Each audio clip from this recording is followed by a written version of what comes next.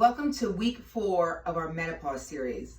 I hope you've enjoyed the information that we've been delivering and get something out of it. So today we're going to talk about a big topic that bothers a lot of people, especially women who are going through perimenopause and menopause. And that's hair, both having too much of it in places that you don't want it and also losing it. So let's start about increased hair growth on the face especially. So the reason this happens is because we all have estrogen and testosterone. Women, of course, have much more estrogen and testosterone. But what happens with perimenopause and menopause is that estrogen, of course, starts to go down, leaving more of that testosterone in that balance. So thus we start to get male characteristics such as hair on the face and the dreaded hair on the chin or the sideburns. But luckily we have a treatment that will get rid of it permanently, which is laser hair removal. This is our beautiful laser hair removal machine.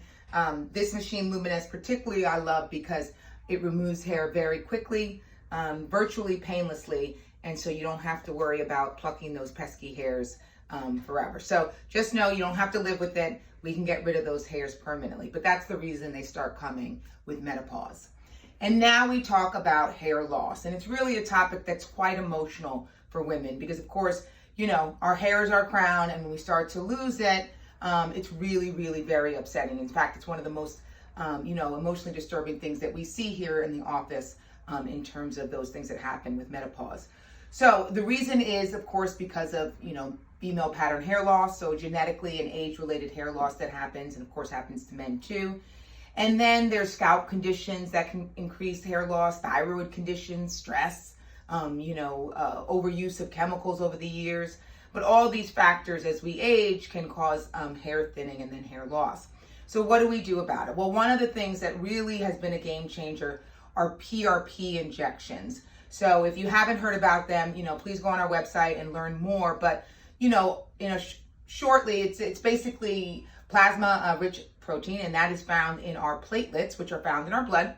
So we actually, have you come in, we take a little amount of blood, we spin it in what's called a centrifuge for about 15-20 minutes, and out comes what we call liquid gold, which is your plasma.